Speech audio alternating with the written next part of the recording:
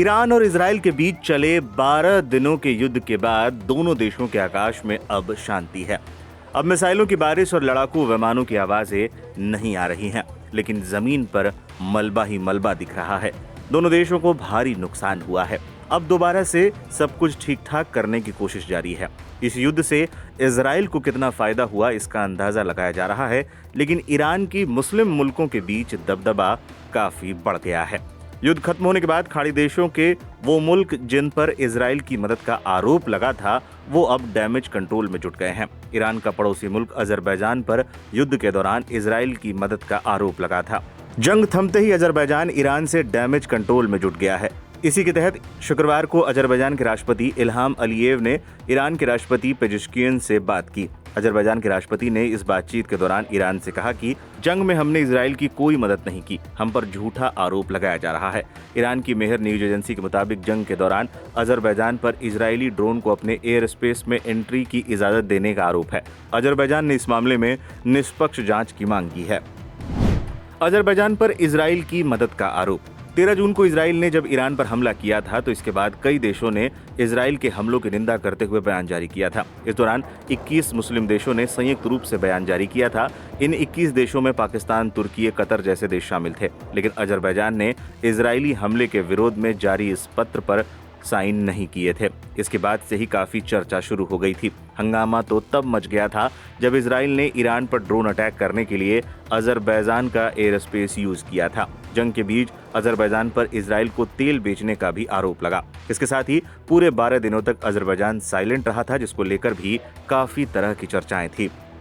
Aim right, achieve big. At KR Mangalam University, we provide you the platform to turn your dreams into reality. At KR Mangalam University. अब Iran के साथ damage control में जुटा। Pezeshkian से बात करते हुए अजरबैजान के राष्ट्रपति ने कहा कि हम अपने एयर स्पेस पर कंट्रोल रखते हैं। जो भी मीडिया रिपोर्ट चल रही है वो सही नहीं है, हम जांच करेंगे और फिर आपको रिपोर्ट देंगे। यहूदी शासन को सबक सिखाना जरूरी था। उन्होंने ईरान में मारे गए लोगों के लिए दुख भी जताया, साथ ही ये भी कहा कि जिस तरीके से शांति स्थापित की गई वो स्वागत योग्य है।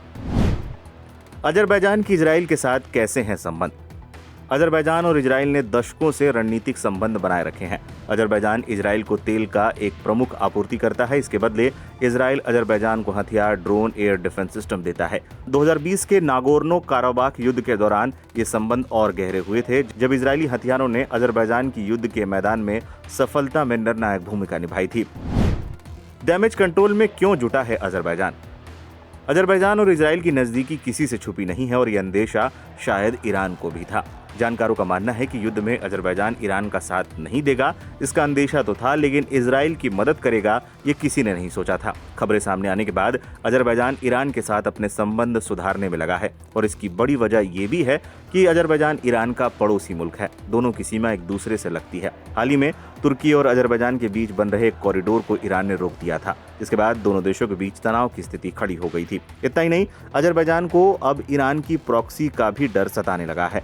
2012 से 2016 के दौरान ईरान के प्रॉक्सी हिजबुल्लाह ने अजरबैजान में खूब तांडव मचाया था। अजरबैजान को ये भी डर सता रहा है कि हिजबुल्लाह एक बार फिर देश में अस्थिरता पैदा कर सकता है। अब देखना है अजरबैजान को ये डैमेज कंट्रोल करने का कितना फायदा मिलता है।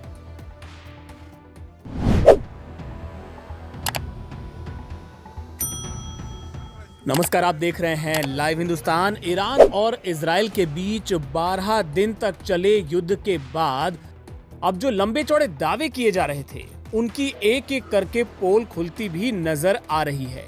आपको याद होगा, जब युद्ध दोनों देशों के बीच में चल रहा था तो न सिर्फ इजराइल की तरफ से बल्कि अमेरिका की तरफ से भी, अमेरिकी राष्ट्रपति डोनाल्ड ट्रंप की तरफ से भी बहुत बड़े बड़े लंबे चौड़े दावे किए जा रहे थे। उनमें से एक दावा यह था कि ईरान के सुप्रीम लीडर अली खामनेई का पता ठिकाना हमको पता है, हमें पता है कि वो कहां छिपे हैं और जब चाहे हम उनको मार देंगे। इस तरह का दावा इजराइल की तरफ से भी किया गया था और साथ ही अमेरिकी राष्ट्रपति डोनाल्ड ट्रंप ने तो बाकायदा एक ट्वीट करके उन्हें सरेंडर करने की चेतावनी दी थी और साथ ही कहा था कि हमें उनकी लोकेशन पता है।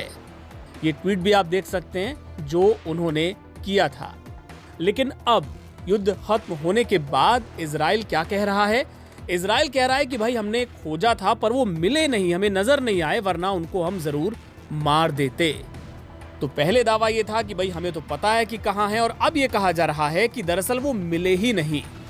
ये दावा किसने किया, ये बात किसने कही है? दरअसल ये बात कही है इजराइल के रक्षा मंत्री ने। उन्होंने कहा है कि हमने तो आयतुल्लाह अली खामनेई की हत्या करने की पूरी योजना बना ली थी और इसके लिए हमें अमेरिका से भी इजाजत लेने की कोई जरूरत नहीं थी, क्योंकि आपको याद होगा बीच में इस तरह की खबर भी आई थी कि इजराइल मारना चाहता है लेकिन ट्रंप ने वीटो कर दिया है और इस वजह से खामनेई को छोड़ दिया गया है।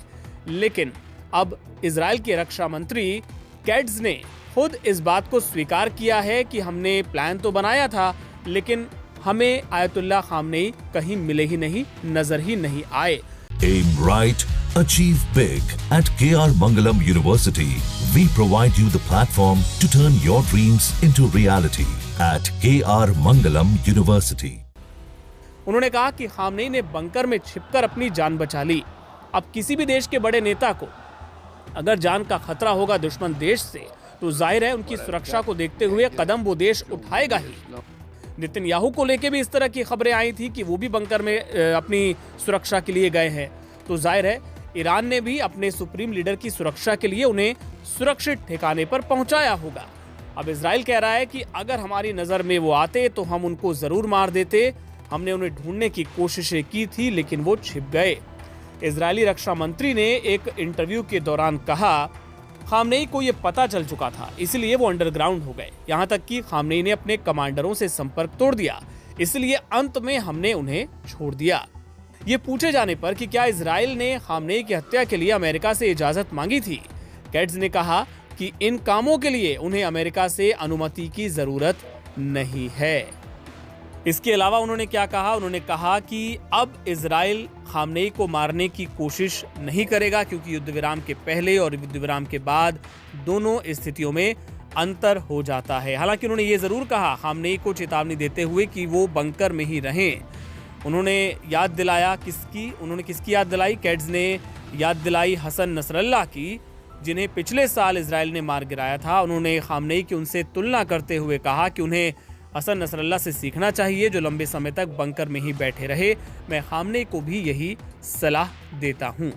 लेकिन इजराइल अब चाहे कुछ भी कहे, आयतुल्लाह खामनेई ने कल एक राष्ट्र के नाम संदेश भी दिया था जिसमें उन्होंने अमेरिका को जमकर लताड़ा था। उनका वीडियो बाकायदा सामने आया है और खबरें इस तरह की भी हैं कि बहुत जल्द वो सामने आ सकते हैं। और मुहर्रम का महीना चूंकि शुरू हो चुका है और जो शहीद हुए थे, बड़े जो कमांडर्स, परमाणु के जो वैज्ञानिक शहीद हुए थे ईरान में, उनको अभी सुपुर्दे खाक किया जाना है। उस कार्यक्रम में भी वो शामिल हो सकते हैं और बहुत जल्द सार्वजनिक तौर पे खामनेई नजर आने वाले हैं। इससे जुड़े तमाम अपडेट्स आपको आगे भी दिखाते रहेंगे। आप देखते रहिए लाइव हिंदुस्तान।